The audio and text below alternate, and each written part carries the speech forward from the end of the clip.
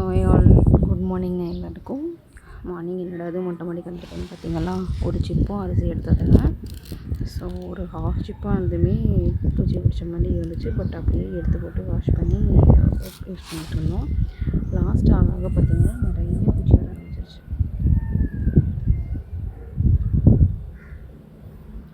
So சிப்பை எடுத்தோன்னே இரநூறுபா கம்மியாகுது, 150 கம்மியாகுதுன்னு 26 kg எடுக்கிறோம் அப்படின்னா ஜிஎஸ்டி இல்லாமல். அண்டு இது பார்த்திங்கன்னா இந்த மாதிரி பூச்சி பிடிச்சி வேஸ்ட்டாக போயிடுது. நாங்கள் 2 பேருக்கு வாங்கி வச்சுட்டோம்னா வேஸ்ட்டாக தான் போகுது. பெட்டர் 5 கிலோ 10 கிலோ வாங்கிக்கிறதே பெஸ்ட்டுன்னு நினைக்கிறேன். ஏன்னா இந்த மாதிரி பூச்சி பிடிச்சதை சாப்பிட்டு தானோ என்னவோ தெரியல, இந்த மாதிரி நான் சாப்பிட்டது இல்லை. பட் ஏதோ ஒரு பொருளில் எப்படியாச்சும் ஒரு இன்ஃபெக்ஷன் ஆகிடுச்சு. நான் அந்த கடை வச்சுருக்கும்போது பார்த்திங்கன்னா இந்த கம்பை வந்து ராவாகவே சாப்பிடுவேன். ஸோ அதில் ஏதாவது இந்த மாதிரி இன்செக்ட்ஸ் இருந்து எனக்கு ஹெச்பைலரி அட்டாக் ஆகிடுச்சா என்ன ஏதுன்னு தெரியல. ஸோ ஸ்டொமக் பெயின் வந்து இன்னுமே இருந்துகிட்டே இருக்குது. கொஞ்சம் பயமாக இருக்குது.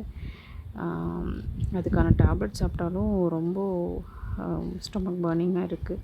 15 days சாப்பிட்டு ஓரளவுக்கு க்யூர் ஆகி நல்லாயிடுச்சு. பட் இருந்தாலும் திருப்பி அந்த பெயின் வந்துடுது. ஸோ ஏன் பூச்சி பிடிச்சதை சாப்பிடக்கூடாது அப்படின்னு பெரியவங்க சொல்கிறாங்க அப்படிங்கிறத நம்ம இப்போ தெரிஞ்சுக்கலாம். அது டேரெக்டாக நம்ம இரைப்பையோ வயிற்றுலையோ போயிட்டு சிறுகுடல், பெருங்குடல் அண்ட் இரைப்பை இதை தான் தாக்குதுங்க.